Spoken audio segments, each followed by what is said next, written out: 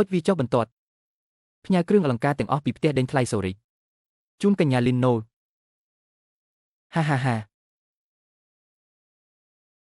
ទេខ្ញុំមានន័យថាបរោះក្រីក៏ដូចជាអ្នកពិតជាមិនចាំបាច់ធ្វើការទៀមទាបែបប្រៃផ្សៃទេហើយផ្ញើគ្រឿងអលង្ការទាំងអស់ពីផ្ទះដេញថ្លៃសូរីអ្នកកំពុងអួតត្រឹមត្រូវនៅពេលខ្ញុំនិយាយអ្វីមួយអ្នកអាចភ្នាល់ថាវានឹងកើតឡើងអញ្ចឹងខ្ញុំនឹងរងចាំមើលអ្នករត់ទៅក្រីក្រតើអ្នកមានគម្រោងយកគ្រឿងអលង្ការជាច្រើនពីណាសូមទោសខ្ញុំដែលជាកន្លែងដែលកញ្ញាលីណូតើអ្នកត្រូវការអ្វីពីខ្ញុំកាលពី10នាទីមុនផ្ទះដេញថ្លៃសូរីហៅថាហើយសូមឲ្យយើងប្រគល់គ្រឿងអលង្ការដូចខាងក្រោមទៅអ្នកសម្រាប់ខ្ញុំមកុដមជ្ឈិមសម័យមួយខ្សែកពេជ្រខៀវមួយគ្រឿងអលង្ការគុជពណ៌អូស្ត្រាលីមួយឈុតអូព្រះរបស់ខ្ញុំទាំងនេះគឺជាគ្រឿងអលង្ការដែលមិនអាចកាត់ថ្លៃបានរបៀបដែលពួកគេអាចបង្ហាញខ្លួននៅក្នុងពិធីជប់លៀងនេះមិនអាចទៅរួចទេគ្រឿងអលង្ការទាំងនេះគឺជាទ្រព្យសម្បត្តិតែមួយគត់នៅក្នុងពិភពលោកកញ្ញាលេងដល់សូមទទួលយកពួកគេលីនុចមិនអាចទៅរួចមនុស្សទាំងនេះត្រូវតែជាអ្នកបោកប្រាស់ដែលអ្នកបានជួលខ្ញុំនឹងបង្រៀនមេរៀនមួយដល់អ្នកកញ្ញាលីនប្រសិនបើអ្នកហ៊ានប៉ះលីនុចកុំបន្ទោសខ្ញុំចំពោះការឆ្លើយនឹងអ្នកដែលហ៊ានបង្កបញ្ហានៅក្នុងពិធីជប់លៀងរបស់ខ្ញុំតើក្មេងស្រីព្រៃនេះមកពីណាហ៊ានសម្លុតធ្វើបាបកញ្ញាលីនខ្ញុំសុំទោសក្នុងនាមជំនួយការរបស់ខ្ញុំសម្រាប់លីនទទួលភ្ញៀវក្រីក៏តើអ្នកឮទេថាប្រសិនបើអ្នកហ៊ានមិនគោរពខ្ញុំម្ដងទៀតខ្ញុំនឹងធ្វើឲ្យប្រកាសថាអ្នកសោកស្ដាយវាកញ្ញាលីនគឺត្រឹមត្រូវពិធីជប់លៀងនេះកញ្ញាលីនគឺជាភ្ញៀវកិត្តិយសបំផុតរបស់ខ្ញុំអ្នកណាដែលប្រឆាំងនឹងកញ្ញាលីននឹងប្រឆាំងនឹងខ្ញុំវងសុងខ្ញុំមានការស្ទាក់ស្ទើរក្នុងការជួបអ្នកដើម្បីលាក់បាំងអត្តសញ្ញាណរបស់ខ្ញុំមិនរំពឹងថាលីនជុំនឹងទទួលបានអត្ថប្រយោជន៍ពីវាទេអ្វីដែលអ្នកកំពុងញឹមដោយចិត្តនេះអាក្រក់គឺថាខុសច្បាប់លីនវីប្រសិនបើអ្នកហ៊ានធ្វើឲ្យខ្ញុំខឹងម្ដងទៀតខ្ញុំនឹងធ្វើឲ្យអ្នកលុតជង្គង់ចុះហើយសុំទោសលីនវ៉ានកុំក្រអឺតក្រទុំពេក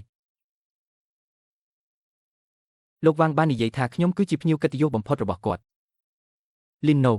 ខ្ញុំបញ្ជាឲ្យអ្នកលុតជង្គង់ចុះហើយសុំទោសហ៎តើអ្នកសុំនឹងទទួលវាទេដោយសារតែខ្ញុំជាភ្ញៀវកិត្តិយសបំផុតរបស់លោកវ៉ាងអ្នកត្រូវប្រកាសថាអ្នកដឹង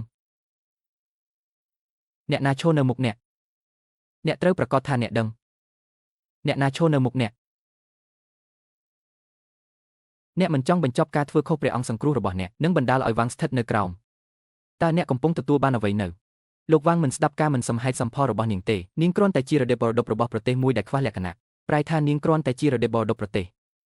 គុំឆ្ងល់ថានាងពេញទៅដោយល្បិចកលលោកវ៉ាងអ្នកដោះនាងចេញបានល្អជាងមុនពេលដែលនាងហាមឃាត់អ្នកបន្ថែមទៀតអ្នកណាញ៉ៃញ៉ៃជាមួយនាងពួកគេនឹងត្រូវដោះស្រាយជាមួយខ្ញុំហើយអ្នកជានរណាអ្នកមិនចាំបាច់ចូលរួមនៅក្នុងបញ្ហានេះទេខ្ញុំនឹងដោះស្រាយវាគាត់គ្រាន់តែជាបុគ្គលិកពិធីជប់លៀងប៉ុណ្ណោះលោកវ៉ាងទាត់ពួកគេទាំងអស់អ្នកទាំងពីរកំពុងតែបំផ្លាញពិធីជប់លៀងរបស់ខ្ញុំថ្ងៃនេះសម្រាប់ជាប្រយោជន៍របស់កញ្ញាលីនខ្ញុំនឹងឲ្យអ្នកចេញពីការជាប់សន្តិសុខនាំពួកគេចេញពីពិធីជប់លៀងវ៉ាងសុងអ្នកហ៊ានធ្វើបាបខ្ញុំអ្នកគ្រាន់តែជារ៉េបរដប់របស់ប្រទេសហេតុអ្វីបានជាខ្ញុំមិនធ្វើវ៉ាងសុងកុំភ្លេចថាអ្នកណាជួយអ្នកពេលអ្នកចុះនឹងចេញវិជាកញ្ញាលីនតំណាងឲ្យក្រុមហ៊ុនហ៊ុយស៊ីគ្រប់វិនិយោគនៅវ៉ាងគ្រប់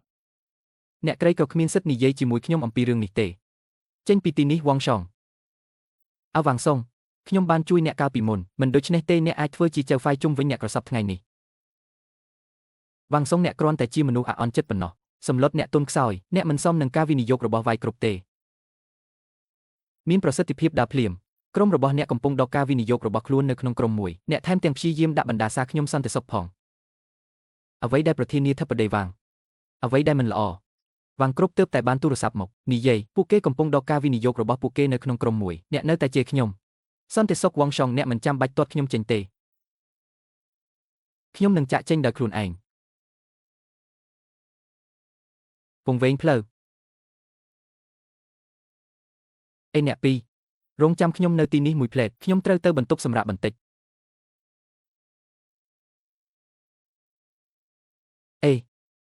លោកចោលការវិនិយោគនៅវ៉ាងគ្រប់ភ្លាមតើមានមូលហេតុអ្វីគ្មានហេតុផលលោកវ៉ាងអ្នកគួរតែបង្រៀនមេរៀនដល់នាងអ្នកបានទទួលវា